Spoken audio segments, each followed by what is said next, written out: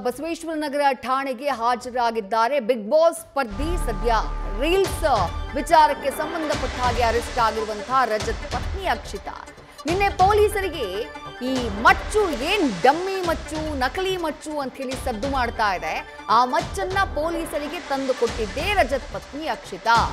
ನಕಲಿ ಮಚ್ಚು ಅನ್ನೋದು ಪೊಲೀಸರ ತನಿಖೆಯಲ್ಲಿ ಬಯಲಾಗಿದೆ ಸದ್ಯ ಸಾಕ್ಷಿ ನಾಶದ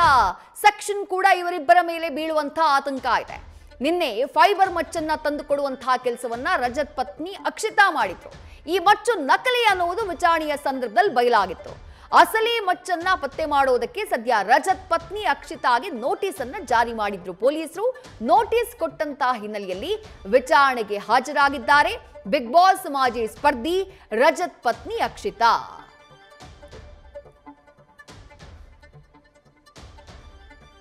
ಇವತ್ತು ವಿಚಾರಣೆಗೆ ಅಂತ ಹೇಳಿ ಠಾಣೆಗೆ ಹಾಜರಾದಂತಹ ಬಿಗ್ ಬಾಸ್ ಸ್ಪರ್ಧಿಗಳಾದಂತಹ ವಿನಯ್ ಹಾಗೆ ರಜತ್ ಇಬ್ಬರನ್ನ ಕೂಡ ಅರೆಸ್ಟ್ ಮಾಡಿದ್ರು ಪೊಲೀಸರು ಆ ನಂತರದಲ್ಲಿ ಮಹಜರಿಗೂ ಕೂಡ ಕರ್ಕೊಂಡು ಹೋಗ್ಲಾಯಿತು ಯಾವ ಅಕ್ಷಯ್ ಸ್ಟುಡಿಯೋನ ಜಾಗದಲ್ಲಿ ಇವರು ರೀಲ್ಸ್ ರೆಕಾರ್ಡ್ ಮಾಡಿದ್ರು ಅದೇ ಜಾಗಕ್ಕೆ ಕರ್ಕೊಂಡು ಹೋಗಿ ಮಹಜರನ್ನ ಮಾಡಿ ಆ ನಂತರ ಮತ್ತೆ ಸ್ಟೇಷನ್ಗೆ ಕರ್ಕೊಂಡು ಬರಲಾಗಿದೆ ಇದರ ಮಧ್ಯೆ ರಜತ್ ಪತ್ನಿ ಅಕ್ಷಿತಾ ಮತ್ತೆ ಸ್ಟೇಷನ್ಗೆ ಹಾಜರಾಗಿದ್ದಾರೆ ಮತ್ತಷ್ಟು ಡೀಟೇಲ್ಸ್ ನಮ್ಮ ಪ್ರತಿನಿಧಿ ಸಂದೇಶ್ ನೀಡ್ತಾ ಹೋಗ್ತಾರೆ ಸಂದೇಶ್ ಅಕ್ಷಿತಾ ತಂದು ಕೊಟ್ಟಿದ್ದಂತಹ ಆ ನಕಲಿ ಮಚ್ಚಿನ ಕಾರಣಕ್ಕಾಗಿ ಈಗ ಇವರಿಬ್ಬರ ಮೇಲೆ ಸಾಕ್ಷಿ ನಾಶದ ಸೆಕ್ಷನ್ ಕೂಡ ಬೀಳುವಂತಹ ಆತಂಕ ಕಾಡ್ತಾ ಇರೋದು ಸದ್ಯ ಅಕ್ಷಿತಾ ಹಾಜರಾಗಿದ್ದಾರೆ ಮುಂದೆ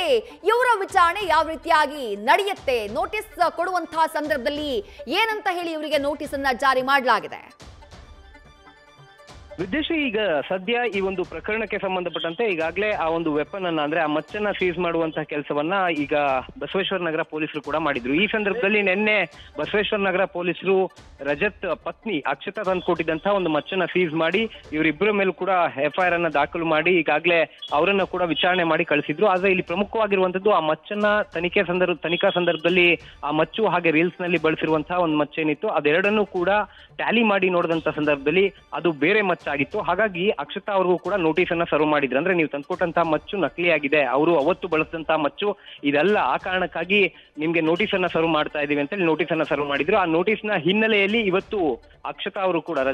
ರಜತ್ ಅವರ ಪತ್ನಿ ಅಕ್ಷತಾ ಕೂಡ ಈಗಾಗಲೇ ಬಸವೇಶ್ವರ ನಗರ ಪೊಲೀಸ್ ಠಾಣೆಗೆ ಆಗಮಿಸಿದ್ದಾರೆ ಹಾಗಾಗಿ ಈಗ ಸದ್ಯ ಸಾಕ್ಷ್ಯ ನಾಶದ ಸೆಕ್ಷನ್ ಅಡಿಯಲ್ಲಿ ಕೇಸ್ ದಾಖಲಾಗಬೇಕು ಅಂದ್ರೆ ಅಕ್ಷತಾ ಅವರ ಕ್ಲಾರಿಫಿಕೇಶನ್ ಏನಿರುತ್ತೆ ಅಂತ ಯಾಕಂದ್ರೆ ಆ ಒಂದು ಮಚ್ಚನ್ನ ಬಳಸಿರೋದು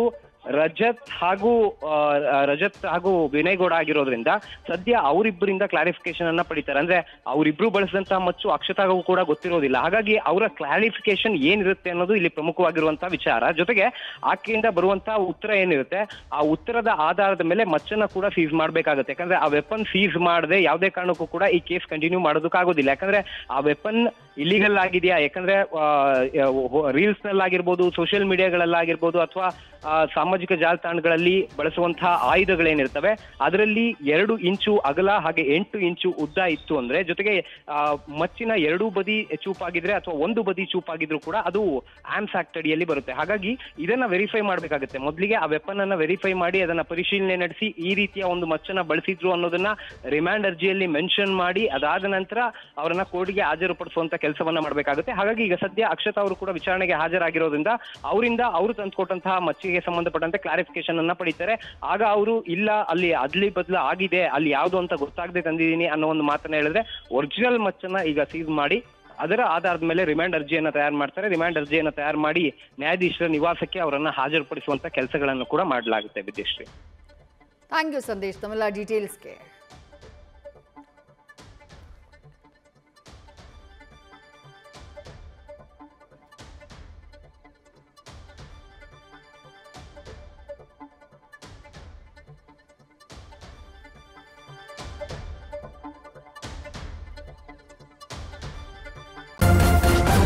ನ್ಯೂಸ್ ಫಸ್ಟ್ ನಿರ್ಭೀತಿಯಿಂದ ನಿಮ್ಮ ಪರವಾಗಿ